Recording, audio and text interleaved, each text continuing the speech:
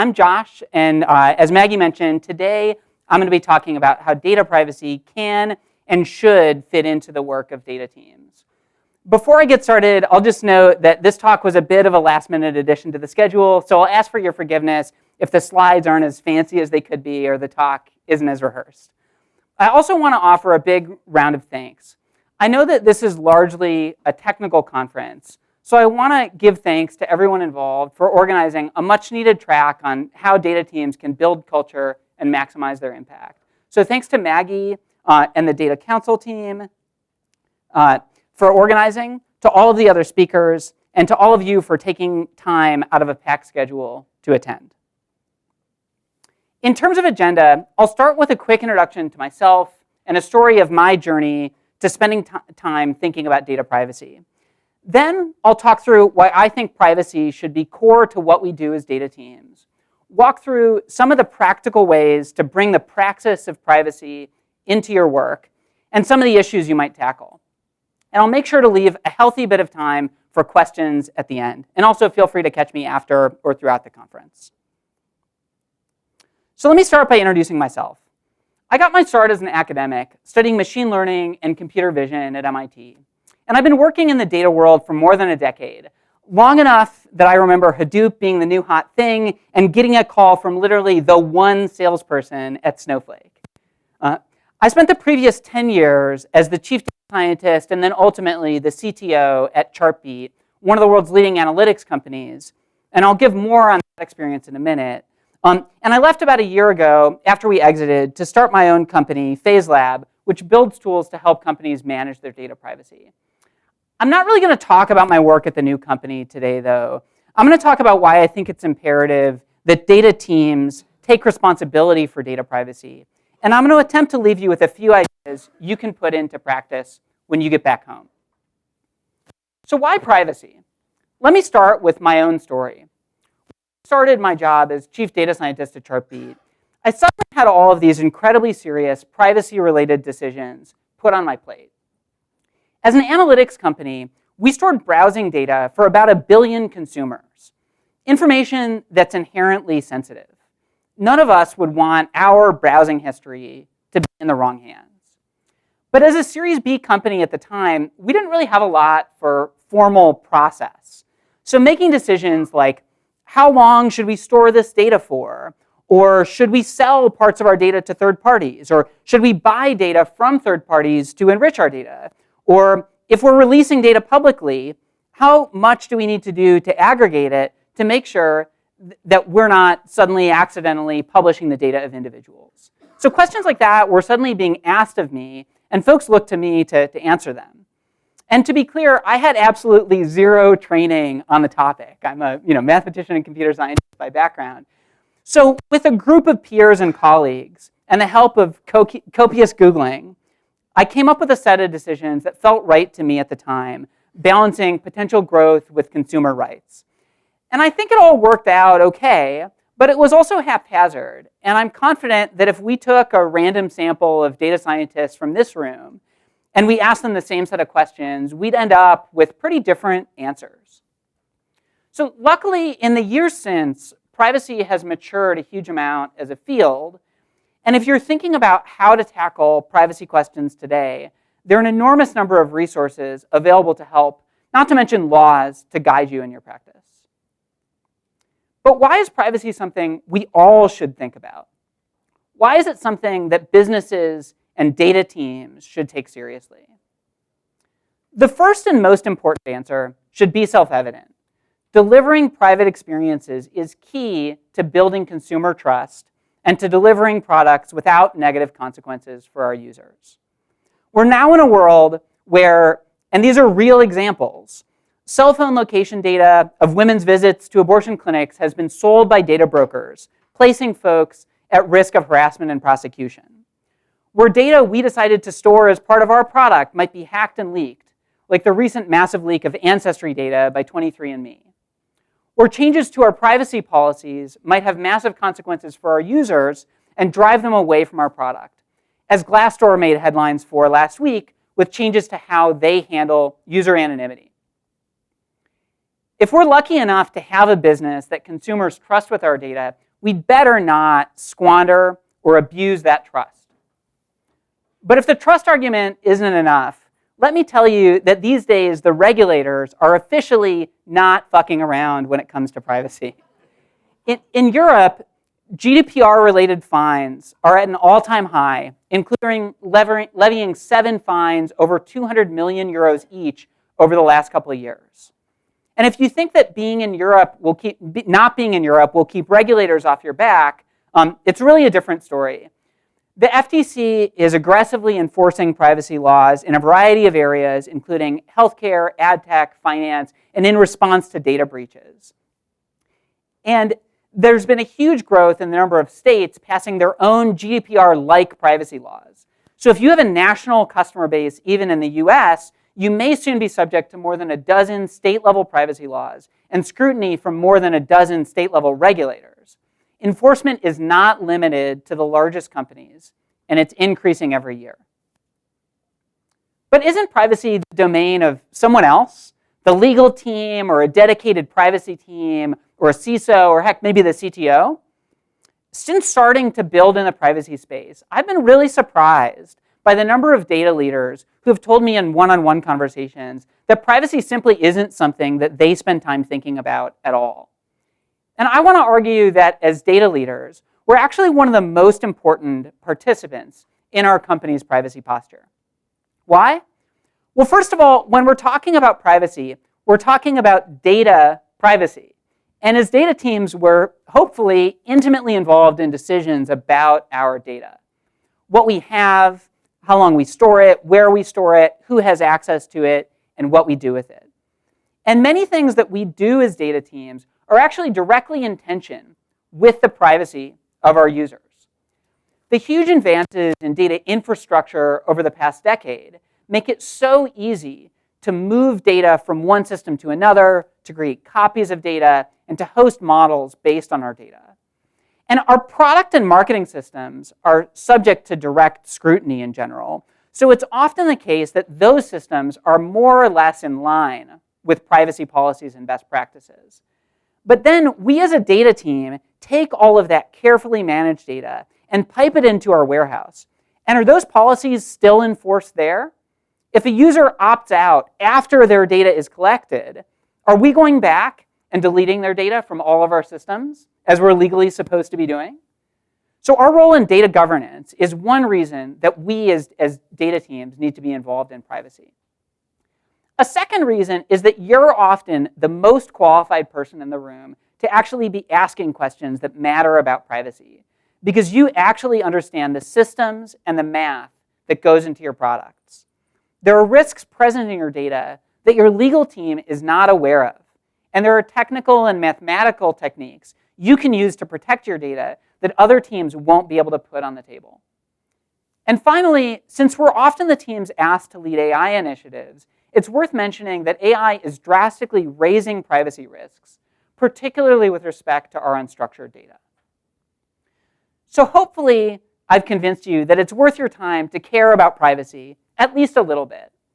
If I have, I'd now like to turn to giving you a few tips on how to have conversations about privacy inside of your organization.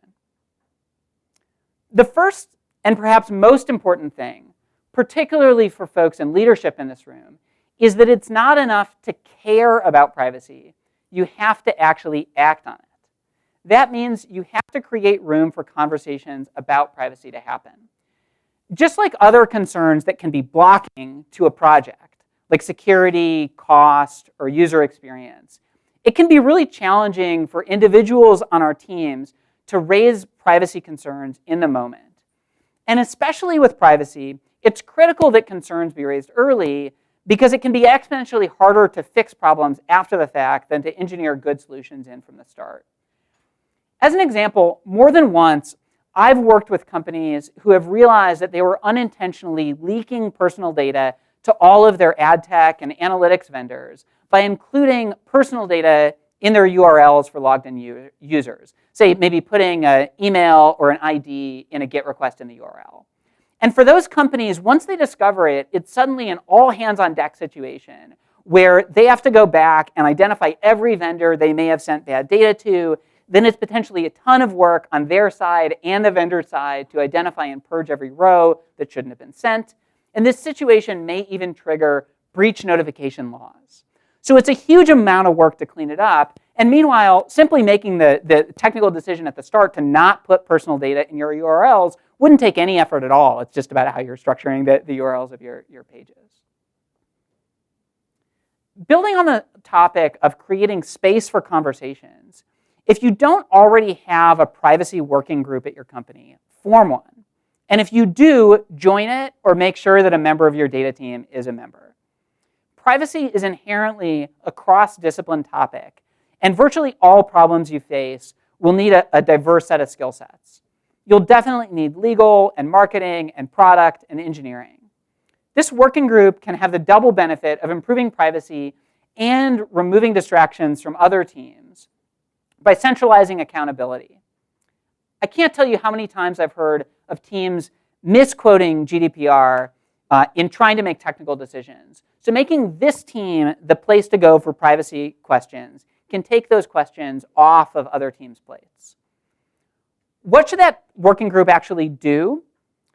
My recommended starting point would be having discussions about what are called privacy impact assessments. Most jurisdictions actually legally require organizations to conduct PIIs when they're making decisions that affect user privacy.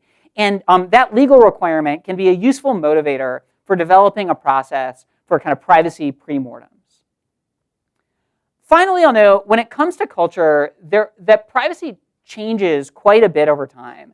New laws and regulations are passed with fundamental new requirements. For example, recently, Washington State passed the My Health, My Data Act, which takes a very broad approach to what may constitute health data. It's much broader than what you might think of as traditional, HIPAA-regulated data. And it gives very strict requirements about how that data needs to be handled. In tandem, the technologies we can leverage in building private systems are also evolving at a rapid clip, from browser settings like content security policies to advances in differential privacy that we can use in the data layer. Changes in both law and technology mean that it's critically important to keep learning rather than just relying on your own intuition about privacy, something that I think is particularly common since we all have a sense of what privacy means. But luckily, the privacy landscape is quite mature these days, and there's a huge opportunity to learn from the broader community. So a few recommendations: organizations like the IAPP, which is kind of the main trade group for privacy, provide a great set of resources on privacy law. And then conferences like Usenix's Pepper conference provide a great window into the technical state of the art. So now that we've talked through the cultural component of privacy, let's get into specifics. What are the privacy-related topics that most frequently affect data teams? Depending on your product, of course, and your industry and your location, the answer might vary quite broadly. A US-based healthcare startup is going to spend a lot of time thinking about patient privacy, while a large services company might be thinking primarily about employee data privacy. But that said, I want to cover 4 topics that it's likely all companies need to spend time thinking about: data minimization, consent, subject rights, and AI. While each of these is broader than just the domain of a data team, I'll try to talk through the particular places data teams can contribute to the conversation. First and foremost, let's talk about data minimization, the principle of only storing data that's necessary for a specific purpose and only for as long as needed. In some ways, this principle stands in contrast to the way that many data teams are used to operating. For years, there have been mantras like storage is cheap and data is the new oil, and teams have been tempted to store everything, regardless of any plan to use it, just on the chance that that data is valuable in the future. I've seen this happen countless times where teams are hesitant to delete old data because of the theoretical notion that it might be useful in the future. But laws like the GDPR and most other privacy laws actually challenge this mode of operating. They require companies have a specific defined purpose for any data collected. Minimizing your data footprint has other upsides beyond the legal, reducing attack surfaces for security concerns and reducing hosting costs.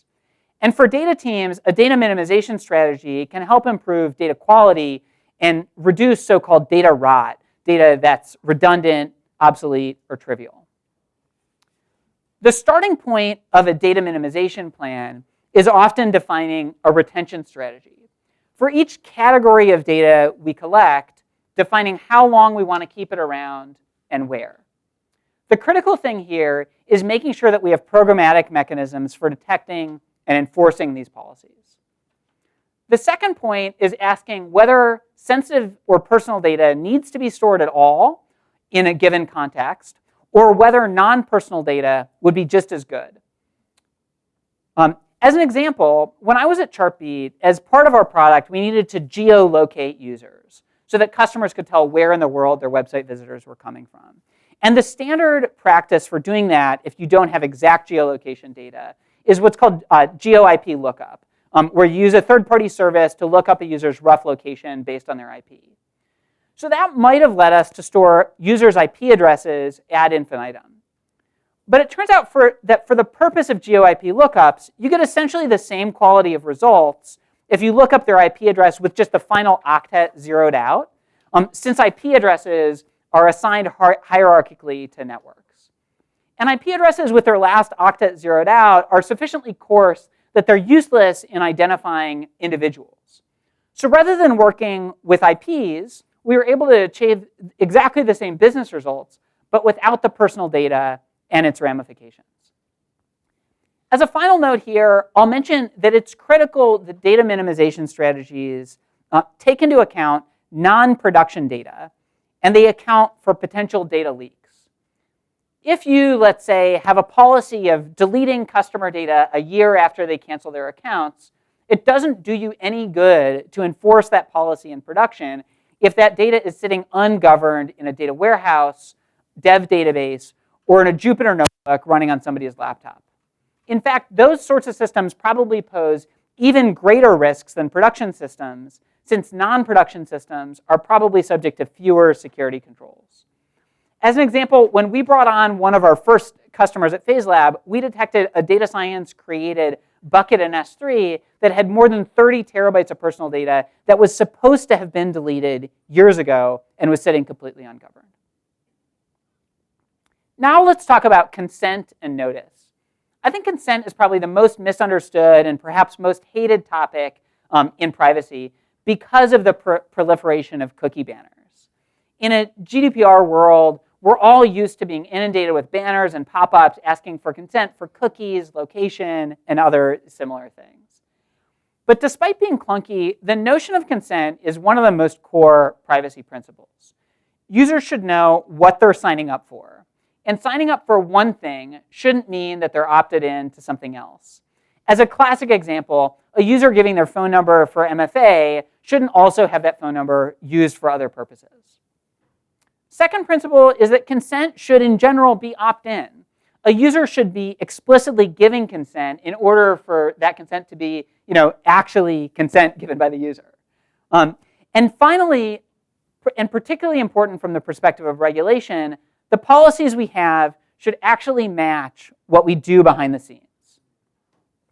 As two recent examples of that in practice, let's look at two privacy enforcement actions against mid-sized companies from two different regulators.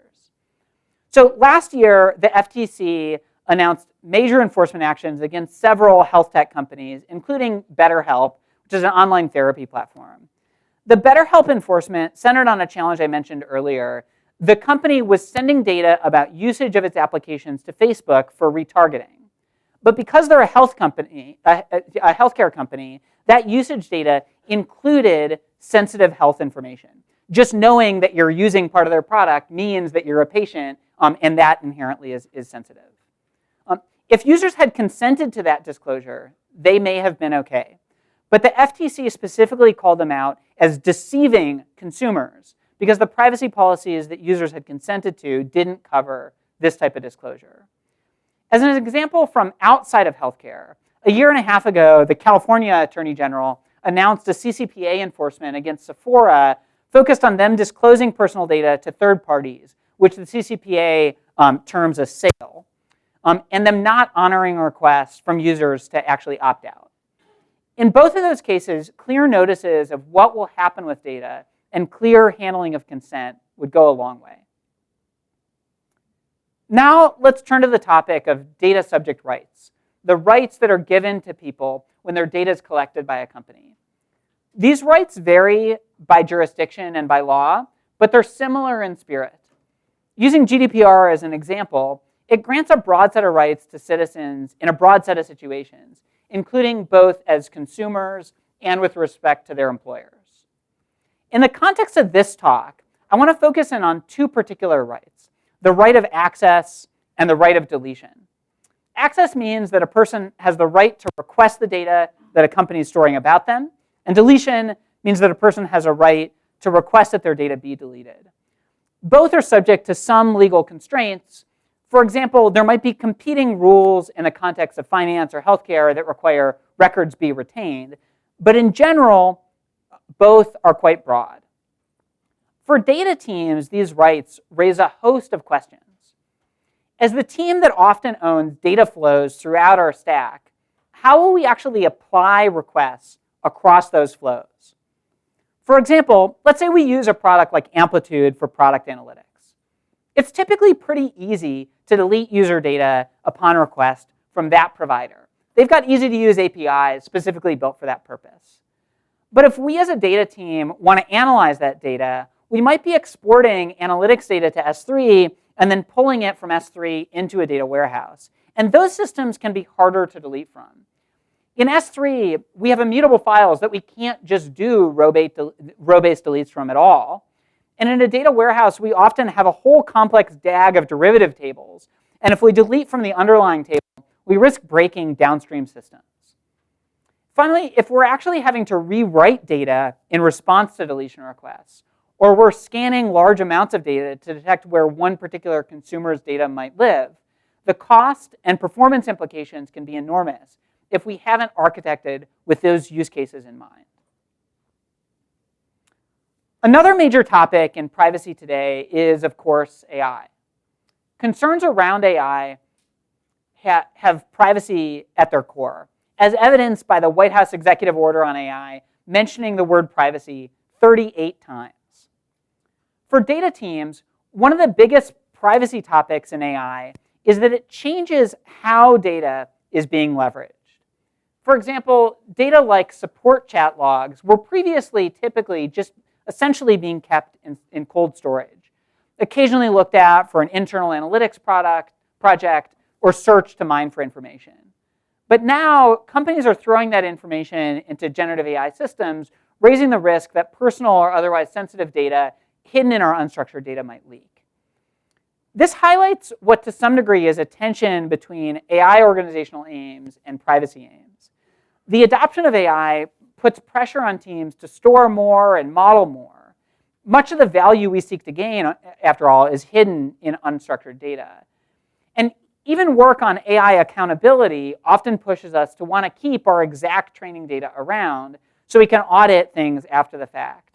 Meanwhile, privacy priorities encourage us to define explicit purposes for what data we collect and how it'll be used, and to set tight retention limits. There isn't a clear answer here on resolving that tension, but teams need to have explicit conversations about how they're introducing privacy protections into their AI programs. Okay, so that wraps up the body of the talk. To sum things up, first off, privacy done well is something that can reap rewards and be core to a company's brand. And as a note here, it's much more than just a compliance exercise of what do I need to do to be compliant with the GDPR or CPRA, et cetera. The most important thing in delivering on privacy promises is having an active internal dialogue about privacy risks and how to mitigate them. This is something that has to actually be designed. You can't just buy a product and call it a day. You really have to think about how and what you're building. The best way to improve privacy is to minimize your privacy risks by minimizing where and for how long you store sensitive data. And finally, proactively planning your data infrastructure to make things like deletion or ML model management easy will pay huge dividends in the longer term. Before I open things up to questions, I'll offer up a few resources, some of which I touched on earlier. First, I'd be negligent if I didn't say that I'm literally building a company to help teams manage their data privacy, and I'd love to chat about how we could collaborate. Second, since this is a largely technical crowd, I really wanted to push the PEPPER conference. It stands for Privacy, Engineering, Practice, and Respect, which is the best place to learn about the technical state of the art. And finally, as I also mentioned earlier, if you want to learn any and everything about privacy, especially from a legal perspective, your first stop should be an organization called the IAPP, which is the main industry group for privacy.